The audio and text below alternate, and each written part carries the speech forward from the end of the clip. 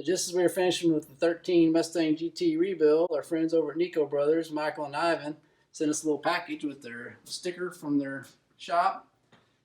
And they just got finished with that Viper rebuild, sent us a sign, a wood sign. Isn't that cool? So we're going to put it up there on our wall of fame. It's not something that we did, but we'll put it up there and honor them because they have such a good show. So, Andy, it's crooked. How dare you? Straighten it up.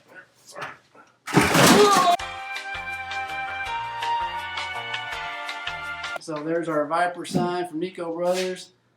Michael and I would do a super job over there, and they do everything in-house, paint, body work, everything. So check them out. We'll put a link to their channel down below.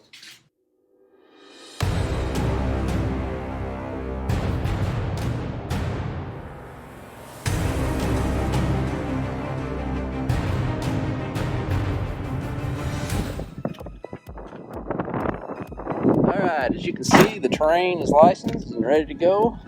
And I used it to get over here to Twisted Metal Body and Frame. I'm in Poplar Bluff, Missouri. And I'm going to go talk to Kevin, who's got Paul's Jeep in there on the frame machine as we speak.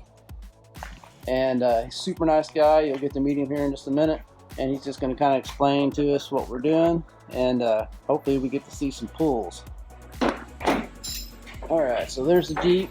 They're in the process of getting it strapped down to the frame machine so it absolutely will not move when they do the pulls.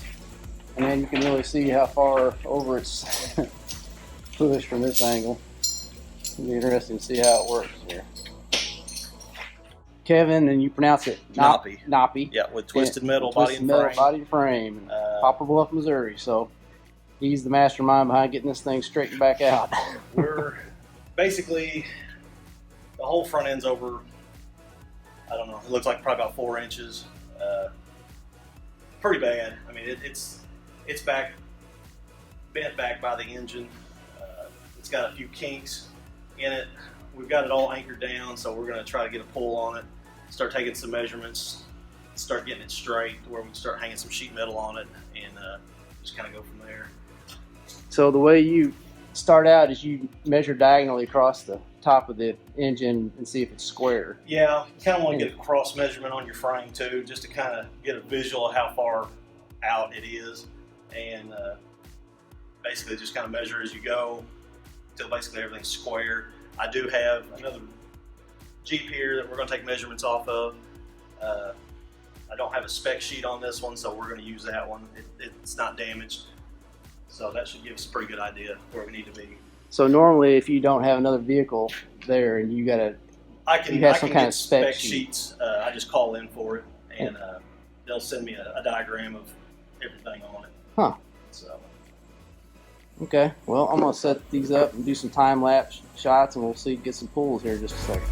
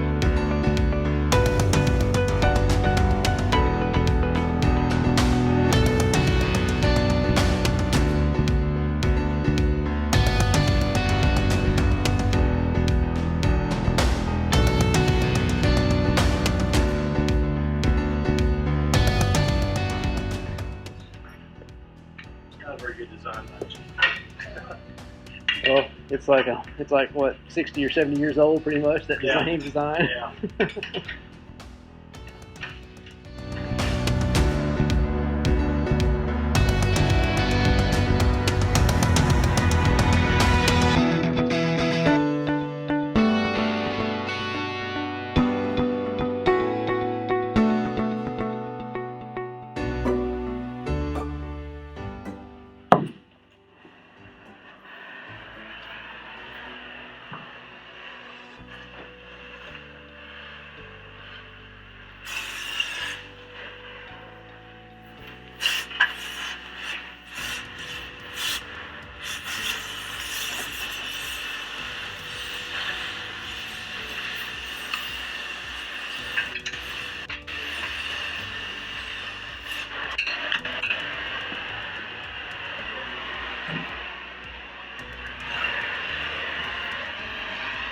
Kevin's having to use a torch to remove all his front parts because the bolts were got back up in there where we couldn't get them off. So use a torch to cut it out.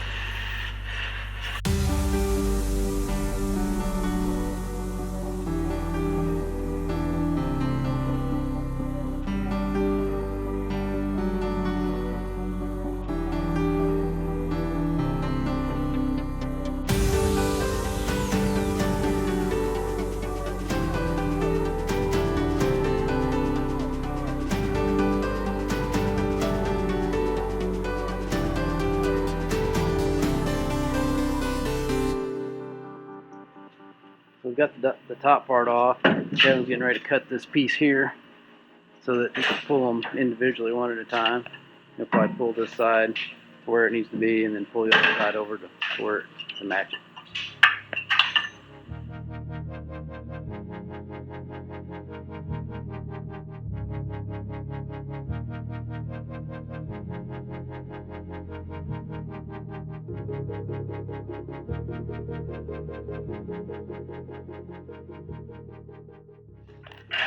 They can come loose.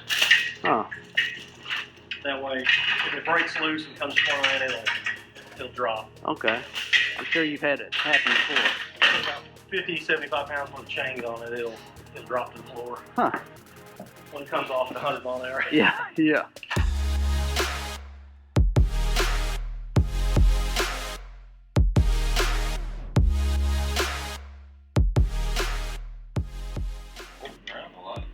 Yeah. Yeah, that pulled a bunch. That'll definitely have to be pulled. You can see right there how far he pulled it already. I'd probably go just a little bit more.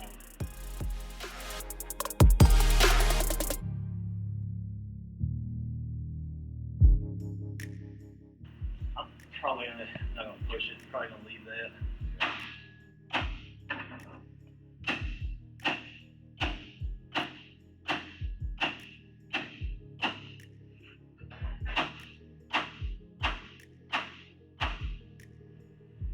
Now, how did you know that you needed to hit back there? I've done a few of these.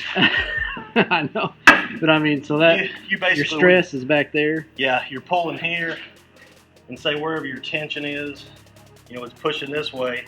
You hit right on it, and it kind of offsets the tension on it. Huh.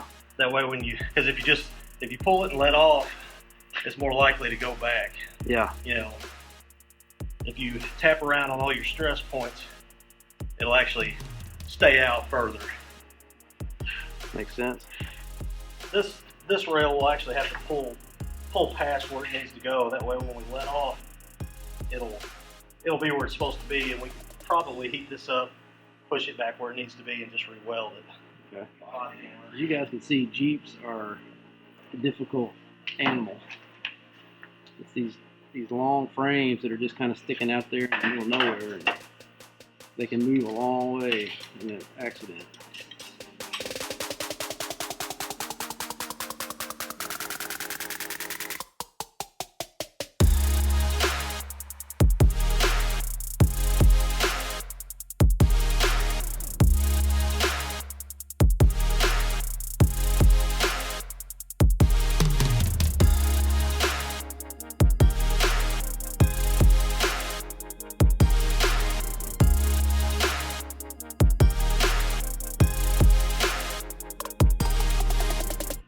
gonna go ahead and remove the radiator, condenser, and all that stuff to get it out of the way so they can do more beating and banging back behind there.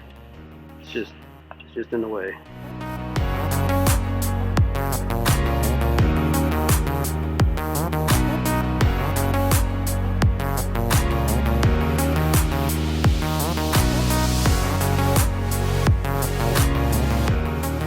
So they're getting measurements off the bumper so they'll know exactly how far these holes are supposed to be apart. The bumper connects, and right now they're gonna go in there and heat up around that inside of that pipe right there so that they can get it hot enough to pull that frame on over and let the pipe go back up in that frame.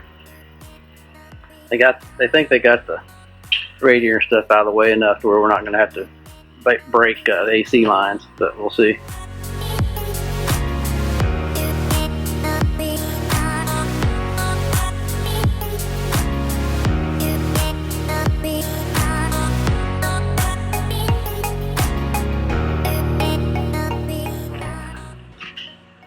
There's still a hair.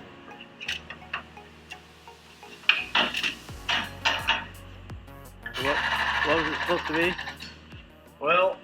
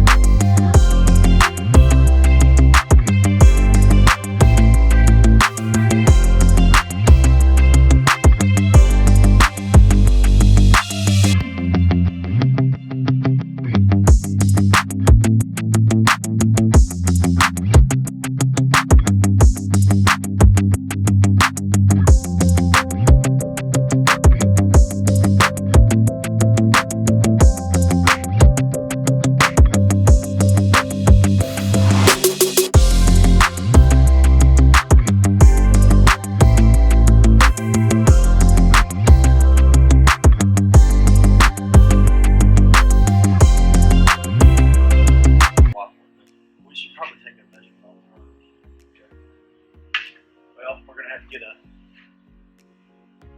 Well, it don't matter. We can go off those. So can you explain kind of, okay, we've got the main frames real close now, the frame rails. Yeah. So tell them what you're going to do now from the top. Yeah. Basically, we got the frame close at the moment. Both these aprons are pushed over to the right, so we're gonna take some measurements off that Jeep over there and start hooking on here one at a time and pull them over. Try to get some of this buckle out of it. There's a pretty good buckle on both sides, and just keep squaring it up until it's a true X. X is out, and we'll see what happens. Digital tram gauge. I'll probably put them in all the way to the bottom.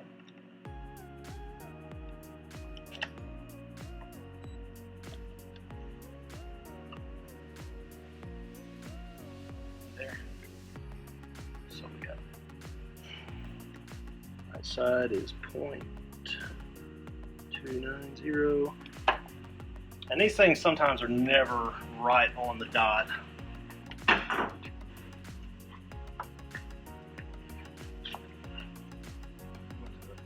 You mean because the digital part of it, you mean?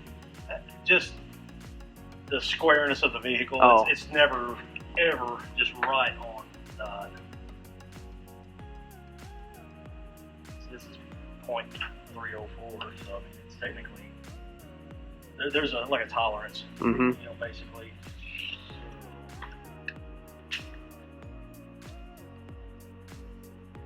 Should be about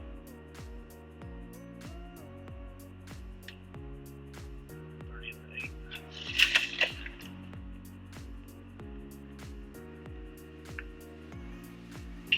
We're nowhere close to that.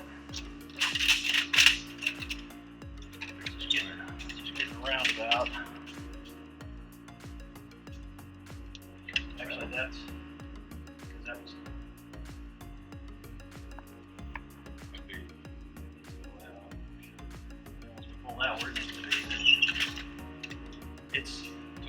it's close measurement wise, but everything's kicked over to the right, so it's not. So they both have to go over. Right.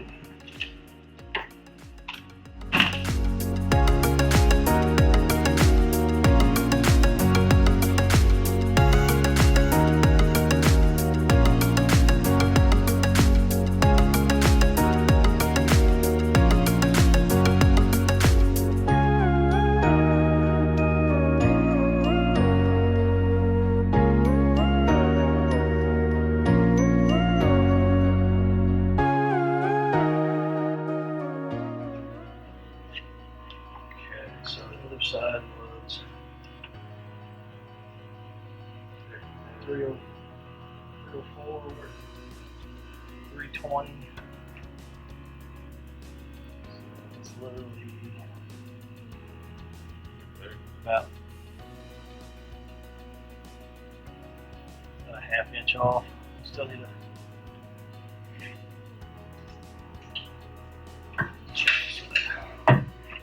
Which we're still got that kink there, so. Yeah, but that would make it worse. That would make it longer. Okay, yeah.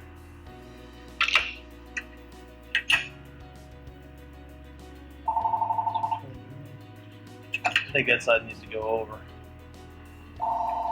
That's the 290. I think that side needs to go over. Takes some more measurements on that. We just about need to get that side true on it. Finish this side here. So you say our top's about, this side's still about half inch off? Yeah, we're going to have to get some further back measurements on that other G. That way we can get that side true, and then we got something to X off of this side to see where it needs to be. So we need, I think it's coming out about an inch. Doesn't look like it, did it? No, it's so hard to tell in these Jeeps because nothing's straight, everything's angled. Uh-huh. So Kevin, I'm going to get out of you guys' hair, and you'll just kind of tell me what you're going to do to, what all the process of finishing the whole job. Well, we've got quite a bit pulled on it already. We're getting in the vicinity. It's just down to kind of tweaking things here and there. We're still going to have to square up our top apron. That'll get to where we can bolt the hood, the fenders on, start checking our gaps, getting those where they need to be. At that point, we'll know if the frame is where it needs to be. Basically just taking a lot of measurements and still doing a little pulling, but then after that we'll fit the grill, fit the bumper, make sure everything bolts on like it's supposed to, and then from there it should be done in the frame shop. Great. So when people say, well, all you got to do when you get a car in an accident, just hook a chain up to it and just pull the frame back, there's a lot more to it, isn't there? There's a lot more to it than that. You got to have the right equipment, to pull. I mean, it takes a lot of, as you can see, a lot of heat, a lot of pulling, a lot of hammering, beating. It's not as easy as people think. They think you can just hook on, do it quick. Yeah. I've learned a bunch in this, just seeing how long a process it is, and I'm sure everybody that watches this will be shocked that it's that long of a deal. It's that hard. Yeah, it's something else. But anyway, I really appreciate you letting me get in your way in here and watch you guys, the whole process, you and Wyatt. Yep. Thanks, Wyatt. Appreciate it. And we'll see you guys when it's finished. All right. And always remember, don't retire it if you can rebuild it. See you guys next week.